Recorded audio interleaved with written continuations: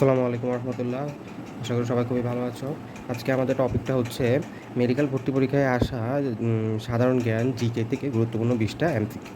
আমরা জানি একটা অনেক বড় অংশ মেডিকেল এক্সামে জিকে থেকে থাকে।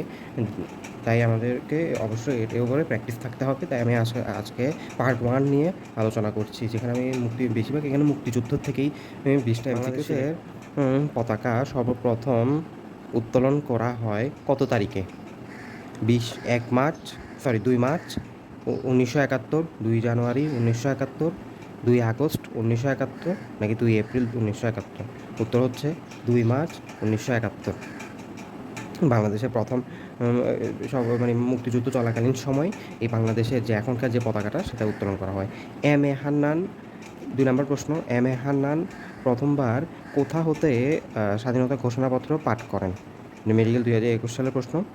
চট্টগ্রামের আগ্রাবাদস্থ বেতার কেন্দ্র, ঢাকাস্থ বেতার কেন্দ্র, ত্রিপুরার রামগড়স্থ বেতার কেন্দ্র, নাকি চট্টগ্রাম কালুরঘাট বেতার কেন্দ্র? এটা আশা করি তোমরা গ্যাস করতে পারছো। আমরা সবসময় একটাই পড়ি যে স্বাধীনতার প্রথম ঘোষণাপত্র কোথা থেকে পাঠ করা হয়, সেটা কি অবশ্যই চট্টগ্রামের কালুরঘাট বেতার কেন্দ্র থেকে। ছোটোবেলা থেকে আমরা পড়ি, খালি এখন প্রশ্নের মধ্যে লাগিয়ে দেওয়া হয়েছে কে সেটা পাঠ করছে, সেটা হচ্ছে M A Hannan. M A Hannan সাহেব প্রথম আমাদের স্বাধীনতা ঘোষণাপত্রটা পাঠ করেছিলেন। বাংলাদেশের সর্ববৃহৎ, 3 নম্বর প্রশ্ন, বাংলাদেশের সর্ববৃহৎ গণহত্যা কোথায় কোথায় করা হয়? পাকিস্তান যে ওই 25শে মার্চে রাতে যে গণহত্যা চালায়, সেটা সবচেয়ে বড় গণহত্যাটা আসলে কোন জায়গায় সংঘটিত করেছিল তারা? সেটাই হচ্ছে কি আসাম দিয়া, মোহাম্মদপুর বিধবাপল্লী, চুকনগর, সরি এখানে রবীন্দ্রটা পড়ে নাই, চুকনগর নাকি রায়ের বাজার? উত্তর হচ্ছে চুকনগর। পাকিস্তানিরা সর্ববৃহৎ গণহত্যা কোথায় চালায়? চুকনগরে। এটা মেডিকেল 2021-এ আসা একটা প্রশ্ন। তারপর নেক্সট প্রশ্ন, মুক্তিযুদ্ধের 10 নং সেক্টরটি কোথায় ছিল? টাঙ্গাইল, ময়মনসিংহ, রংপুর, ঠাকুরগাঁও, নৌ কমান্ডো, নাকি বরিশাল, পটুয়াখালী? উত্তর হচ্ছে নৌ কমান্ডো। 10 নাম্বার যে 12টা, আমরা তো জানি 12টা মুক্তিযুদ্ধের সময় 12টা সেক্টর করা হয়েছিল, আমাদের পুরাটা দেশকে 12টা সেক্টর করা হয়েছিল। সেটার মধ্যে একমাত্র এই 10 নাম্বারটা, যেটা নৌ কমান্ডো বা নৌবাহিনীর আন্ডারে এটা পড়ছিল। তারপরে হচ্ছে মুক্তিযুদ্ধকালে পাকিস্তানি জাহাজের উপরে মুক্তিযোদ্ধাদের অভিযানের নাম কী ছিল? Operation jackpot, operation Meghdoot, operation evening light, নাকি অপারেশন সার্চ লাইট? এটা আশা করি তোমাদের মধ্যে অনেকেই পারবে যে এটা হবে অপারেশন জ্যাকপট। এটা খুবই একটা কমন প্রশ্ন, এটা অনেক ইম্পর্টেন্ট।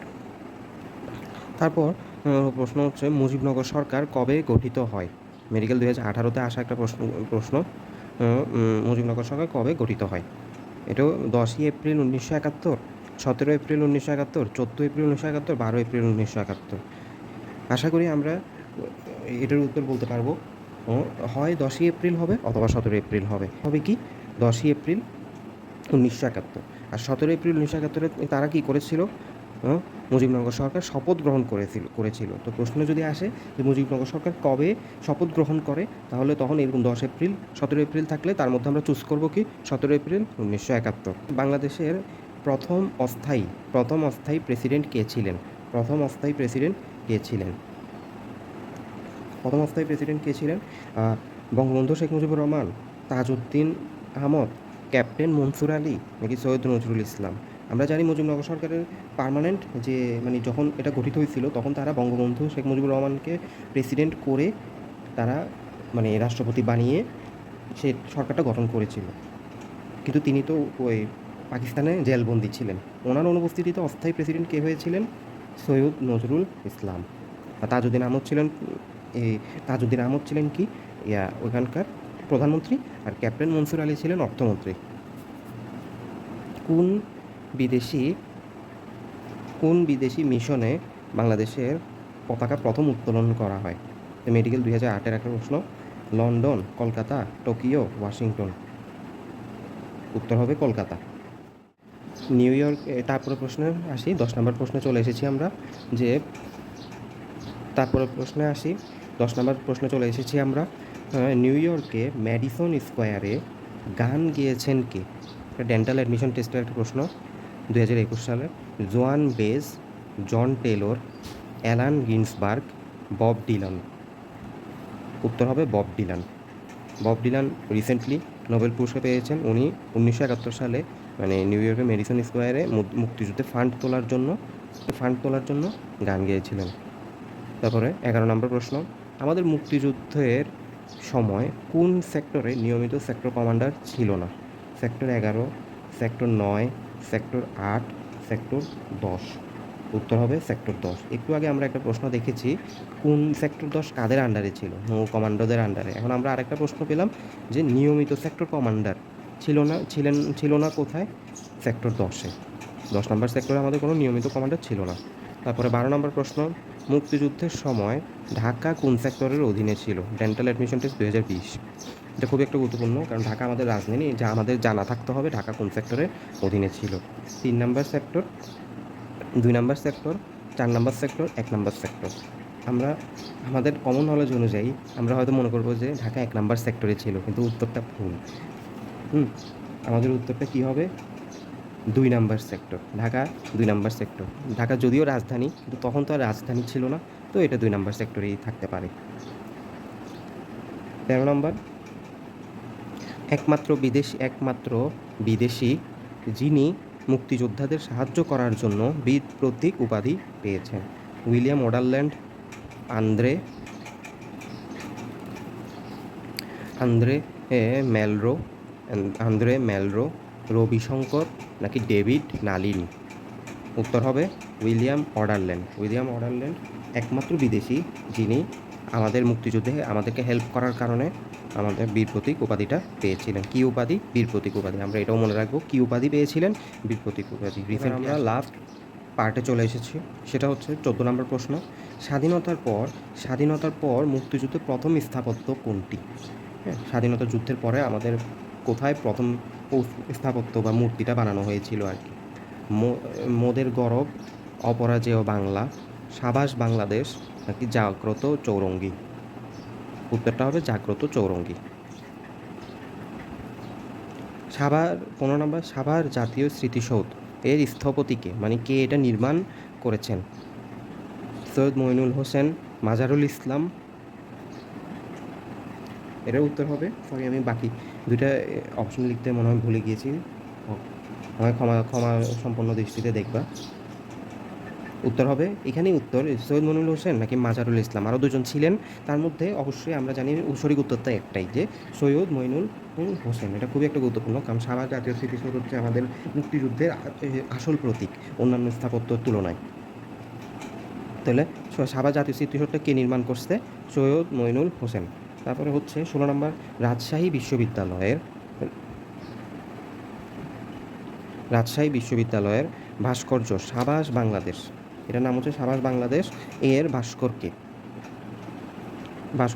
ভাস্করকে হামিদুজ্জামান খান, রবিউল হোসেন, আব্দুল রাজ্জাক, নাকি নিতুন কুণ্ডু? উত্তর হবে নিতুন কুণ্ডু সাহেব রাজশাহী বিশ্ববিদ্যালয়ে যে সাবাস বাংলাদেশ একটা অনেক ফেমাস একটি স্থাপত্য আছে, সেটার স্থপতি।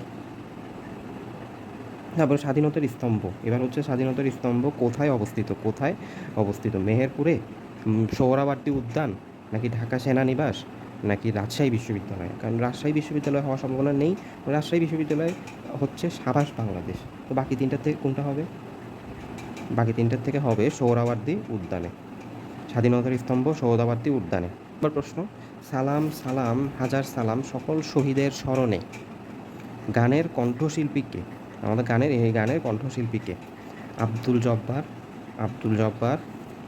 আব্দুল হাদি, মাহমুদুন নবী, খুরশিদ আলম। এটার উত্তর হবে আব্দুল জব্বার এই সালাম সালাম হাজার সালাম সকল শহীদের স্মরণে গানটি গেয়েছিলেন, মুক্তিযুদ্ধের সময় একটা ফেমাস গান। তারপরে 19 নম্বর প্রশ্ন, আর আমাদের দুইটা বাকি। 19 নম্বর প্রশ্ন, বাংলাদেশের স্বাধীনতা যুদ্ধে বীর প্রতীক খেতাবপ্রাপ্ত দুই নারীর নাম কি? সেতারা বেগম ও তারামন বিবি, সেতারা বিবি ও তারামন বিবি ও জাহানারা ইমাম, তারামন বিবি ও সেলিনা বেগ। তাহলে আমাদের উত্তরটা হবে কি? সেতারা বেগম ও তারামন বিবি। একটা কমন প্রশ্ন, একটা গুরুত্বপূর্ণ প্রশ্ন, মেডিকেল 2017-তে এসেছিল। তারপরে লাস্ট প্রশ্ন, 20 নম্বর প্রশ্ন, ভারত বাংলাদেশকে স্বাধীন রাষ্ট্র হিসেবে স্বীকৃতি দিয়েছিল 1971 সালের ডিসেম্বর মাসের 5 তারিখ, 6 তারিখ, 7 তারিখ, 8 তারিখ। এখানে আমাদের সবসময় কনফিউশন লাগে কি 5 তারিখে না 6 তারিখে। সঠিক উত্তর হচ্ছে ডিসেম্বর মাসের 6 তারিখে। তারা আমাদেরকে স্বাধীন রাষ্ট্র হিসেবে স্বীকৃতি দিয়েছিল। এই হলো আমাদের 20টা এমসিকিউ, যা খুবই গুরুত্বপূর্ণ আমাদের মেডিকেল অ্যাডমিশন টেস্টে আসার জন্য। আমি মেডিকেল অ্যাডমিশন টেস্টে আসা এই পর্যন্ত প্রথম 20টা প্রশ্ন এরকম বেছে এটা আমাদের পার্ট 1 ভিডিও। আরও অনেক এমসিকিউ রয়ে গিয়েছে যেগুলো আগত পার্টগুলোতে আমি তোমাদেরকে সলভ করে দেবো। আশা করি তোমাদের ভিডিওটা ভালো লেগেছে। যদি ভালো লেগে থাকে অবশ্যই একটা লাইক, শেয়ার, সাবস্ক্রাইব করবা। যদি কোনো মন্তব্য থাকে অবশ্যই কমেন্ট সেকশনে মুক্তভাবে বলবা, এবং আমার পড়ানো আমার টিউটোরিয়ালে কোনো ভুলভ্রান্তি হয়ে থাকলে অবশ্যই সেটা আমার কমেন্টে জানাবা। আমি নেক্সট আমার ক্লাসগুলোতে সেগুলো শুধরে আমি আমার টিউটোরিয়াল ক্লাসগুলো নেওয়ার চেষ্টা করব। আজকে এতটুকুই। সবাই ভালো থাকবা। আসসালামু আলাইকুম রহমতুল্লাহ।